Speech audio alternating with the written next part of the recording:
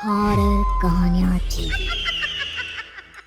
अगली मौत किसकी? संजीव अपने दोस्तों राघव और प्रतीक के साथ बियर बार में बैठकर बियर पी रहा था। संजीव आज बहुत खुश लग रहा था। अरे यार, आज की पार्टी में तो मजा आ गया। तुम दोनों दोस्तों के साथ तो मेरी जिंदगी इतनी अच्छी है कि क्या बताओ कितनी अच्छी है। अरे भाई, अब दोस्ती की है तो जीना मरना सब साथ में। हाँ अरे यार सुनो, जल्दी से एक बियर और ऑर्डर करते हैं ना, एक आखिरी, और उसके बाद ये जश्न यहीं खत्म हो जाएगा। अरे हाँ क्यों नहीं। वेटर, जल्दी से 2 बियर की बोतल लेकर आओ। आज मेरे दोस्तों को जश्न मनाना है, क्यों? इतने में वहाँ पर एक बहुत सुंदर लड़की छोटे छोटे कपड़े पहनकर हाथ में बियर की बोतल लेकर उसके पास आती है। ये लीजिए, आपने बियर ऑर्डर की थी ना, मैं लेकर आ गई। क्या बात है यार, इस बार की वेटर तो बड़ी सुंदर है। अब बियर लेकर आई हो तो अपने हाथों से ही पिला दो ना। हाँ क्यों नहीं, जैसा आप बोलोगे मैं वैसा ही करूँगी। क्या बात है यार, अब तो लगता है रोज यहीं आना पड़ेगा। उसके बाद वो लड़की उन तीनों को बियर सर्व कर देती है। पार्टी करने के बाद वो तीनों अपने अपने घर जाते हैं। प्रतीक, संजीव और राघव को उनके घर छोड़कर जैसे ही अकेला अपनी कार में आकर बैठता है तो अचानक उसे एहसास होता है जैसे उसकी कार की पीछे वाली सीट पर कोई बैठा हुआ है। वो तुरंत पीछे मुड़कर देखता है। तुम यहाँ क्या कर रही हो? और तुम मेरी कार में कब आई? अरे तुम तो बार में वेटर थी ना। बस ऐसे ही मेरा दिल कर रहा था आपके साथ आपके घर चलने का, इसलिए मैं आपके साथ चली आई। अरे लेकिन तुम मेरी कार में आई कब? अभी कुछ देर पहले तो यहाँ पर मेरे दोस्त बैठे हुए थे।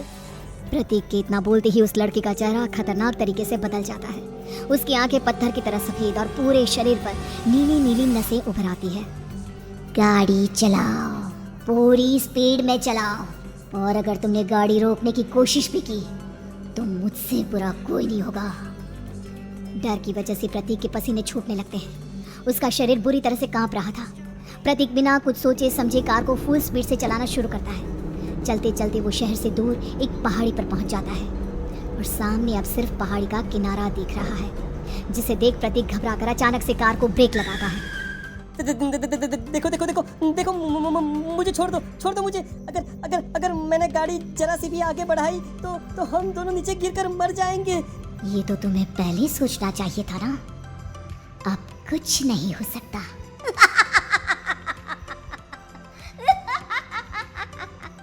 छोड़ दो मुझे। नहीं प्लीज मुझे छोड़ दो। प्लीज मुझे जाने दो। छोड़ दो मुझे। गाड़ी आगे बढ़ाओ।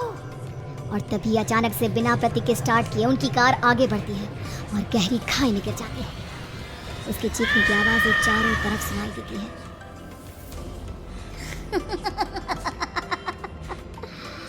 तुझे मारकर मेरे कलेजे में जल रही आग को थोड़ी शांति तो मिल गई, लेकिन अभी ये कहानी खत्म नहीं हुई। और फिर अगले दिन राघव और संजीव को पता चलता है कि प्रतीक की पहाड़ी से नीचे गिरकर मौत हो गई। अरे कल रात की तो बात है यार, हम सब बैठकर पार्टी कर रहे थे, लेकिन मेरी एक बात समझ में नहीं आ रही। राघव शहर से इतना बाहर उस पहाड़ी पर इतनी रात को क्या करने गया था? अरे यार, वही सोचकर तो मैं भी परेशान हूँ। हम दोनों को छोड़ने के बाद तो वो सीधा अपने घर जाने वाला था, और वो आत्महत्या क्यों करेगा भाई? कल रात तक वो कितना खुश था, हमारे साथ सेलिब्रेट कर रहा था। हाँ, लेकिन पुलिस ने तो यही कहा है कि प्रतीक ने अपनी कार को जानबूझकर पहाड़ी से नीचे गिरा दिया और आत्महत्या कर ली। अरे यार संजीव, मेरी तो कुछ भी समझ में नहीं आ रहा है। चल ठीक है, अब मैं अपने घर जाता हूँ। Okay bye. राघव अपने घर में अकेला था। दोपहर का वक्त था। तभी दरवाजे की घंटी बजी। कौन है? अरे 1 मिनट रुको, अभी आता हूँ। राघव ने जैसे ही दरवाजा खोला उसने देखा कि सामने एक बहुत खूबसूरत लड़की खड़ी हुई है। कौन है आप, और यहाँ किससे मिलने आई है? देखिए ना, बाहर बारिश शुरू हो गई थी, मेरी गाड़ी खराब हो गई है। आपका घर नजर आया तो सोचा कुछ हेल्प ले लेती हूँ। क्यों नहीं, आइए ना, आइए। मेरे कपड़े पूरे भीग चुके हैं, क्या आपके पास टॉवल मिलेगा प्लीज? राघव अपने बाथरूम से एक टॉवल लाकर उस लड़की को देता है। थैंक यू सो मच, अब मैं चलती हूँ। अरे इतनी क्या जल्दी है? आप चाहे तो बारिश रुकने तक यहाँ पर रुक सकती हैं। हाँ लड़की ने पलटकर राघव की तरफ देखा। नहीं, मुझे जाना होगा, मेरा काम बाकी है। और वो वहां से चली गई। उस लड़की के जाने के बाद राघव अपने बाथरूम में नहाने के लिए गया और जैसे ही उसने बाथरूम में देखा तो उसका टॉवेल वहीं पर लटका हुआ था। उसने टॉवेल हाथ में लिया तो देखा कि उसका पूरा टॉवेल खून के धब्बों से सना हुआ है। अरे अरे ये क्या? ये टॉवेल तो मैंने उस लड़की को दे दिया था। ये वापस मेरे बाथरूम में कैसे आ गया? और इस पर ये खून के धब्बे कहाँ से आ गए? राघव ने आईने में देखा तो उसकी गर्दन पर एक बड़ा सा चाकू का कट लगा हुआ था जिससे खून बह रहा था, जिसे देख राघव के होश उड़ गए। हाँ, अरे ये क्या? मेरी गर्दन इतनी ज्यादा कटी हुई है और मुझे दर्द भी नहीं हो रहा है। ये क्या हो रहा है मेरे साथ? राघव घबराकर बाथरूम से बाहर आया और अपना मोबाइल उठाकर उसने संजीव को फोन लगाया। संजीव जल्दी से मेरे पास आ जाओ। मुझे लगता है कुछ बहुत बड़ी गड़बड़ है, जल्दी आ जाओ। उधर से आवाज आई, लेकिन वो आवाज संजीव की नहीं बल्कि एक लड़की की थी। कुछ अजीब नहीं हुआ है, बस तुम्हारी मौत तुमसे मिलने आई थी और तुम्हें मार कर चली गई। अब तुम इस दुनिया का हिस्सा नहीं हो राघव, इसलिए तुम्हें अपनी गर्दन के कटने का दर्द भी महसूस नहीं हो रहा। नहीं, ऐसा नहीं हो सकता। कौन हो तुम? तुम्हारी मौत। अब संजीव के पास खबर पहुंचती है कि राघव ने अपने ही घर में चाकू से गर्दन काटकर आत्महत्या कर ली। ये सुनने के बाद संजीव के होश उड़ गए। वो पसीने से तरबतर हो गया और एक अनजाना डर अब उसके दिल को सताने लगा। संजीव के साथ ही उसका एक छोटा भाई राजीव भी रहा करता था। अपने भाई को इस तरह परेशान देखकर राजीव उसके पास आया। अरे भैया, क्या हुआ भैया? आप इतने घबराए हुए क्यों लग रहे हैं? प्रतीक और राघव की मौत, मेरा मतलब मेरी कुछ समझ में नहीं आ रहा भाई।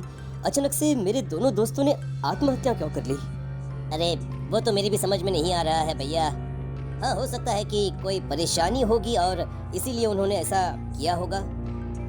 हाँ, लेकिन दोनों की जिंदगी में एक साथ परेशानी और दोनों का इतनी खतरनाक तरीके से आत्महत्या करना, कहीं ऐसा तो नहीं मैं भी मर जाऊंगा? अरे आप ऐसी बातें क्यों कर रहे हैं भैया? वैसे ही मैं इतना परेशान हूँ। जब से अंजलि ने मेरा साथ छोड़ा है तब से सब कुछ बहुत अजीब सा हो गया है। रोज रात को डरावने सपने आते हैं।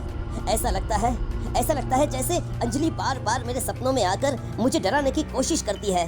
अंजलि का नाम सुनते ही संजीव की आंखें फट गई और उसके गले में आवाज अटक गई। उसके चेहरे पर घबराहट साफ नजर आ रही थी।